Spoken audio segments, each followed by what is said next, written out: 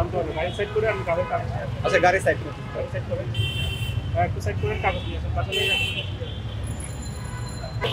আপনার সমস্যার কারণে ওখানে অনেকক্ষণ দাঁড়া করা ওদের অফিসারই ছিল। আপনাদের এখন পিছনে চেক পোস্ট আছে ওখানে কথা আপনার গাড়ির ডকুমেন্ট কোথায়? ডকুমেন্ট আমার কাছে ছবি আছে, কালকে রাতে ভিজে গেছে সব। সব ভিজে গেছে? বাসা কোথায়? বাসা হচ্ছে শনিরাকড়া। দুটোকে নিয়ে আসেন, গাড়িটা আমাদের কাছে থাকবে, দুটো নিয়ে আসেন। না আসলে আপনার গাড়িটা ডাম্পিং করবে।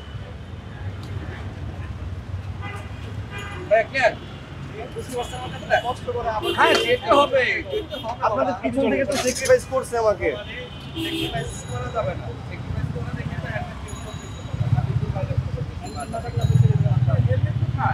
হেলমেটটা কালকে রাতে যে বিচ্ছে অনেক বাজে গন্ধ হয়ে গেছে, সারা রাত ছিল তো এই জন্য। তাহলে আমার দুইটা হেলমেটই ছিল, আমি পরে আসতাম। আজকে ইমার্জেন্সি কাজ ছিল আমার, ওইখানে কথা হয়েছে আপনাদের সাথে, তারপরে আমাকে স্যাক্রিফাইস করেই ছাড়া হয়েছে। অপরাধ হ্যাঁ আমার অবশ্যই ভুল আছে, কিন্তু ভুল তো আমার ওই সমস্যার কারণে হয়েছে, স্যাক্রিফাইস তো সিচুয়েশনের কারণেই আছে। কারণ আমাদের কাছে তো ভাই দুইটার বেশি হেলমেট থাকে না। কালকে রাতে যখন বিচ্ছে তো সারা রাত ছিল পানিতে, একদম বাজে গন্ধ হয়ে গেছে, এই জন্য করতে পারিনি। দুইটাই থাকে আমাদের কাছে হেলমেট, দুইটার বেশি থাকে না।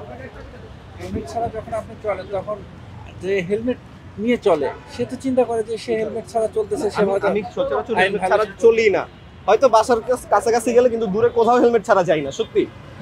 এখন দেখেন আপনার একটু স্যাক্রিফাইস করা যায়, আমি কথা বলে আসছি আপনাদের পিছনে। আইনের প্রতি তো শ্রদ্ধা থাকা অবশ্যই, উচিত। সেজন্য আমি সবসময় হেলমেট পরে চলি। তাহলে সেই ক্ষেত্রে আপনাকে এখন হেলমেট আপনার কাগজপত্র নিয়ে আসেন, আইনের প্রতি শ্রদ্ধা রেখে আচ্ছা তাহলে আমি হেলমেটটা নিয়ে আসি। আপনি দুটো মায়ের কাছে রাখেন। তাহলে আমি হেলমেটটা নিয়ে আসি। না আপনি পকেটেই রাখেন, তাহলে অসুবিধা করতে যান আপনার কাছে রাখেন।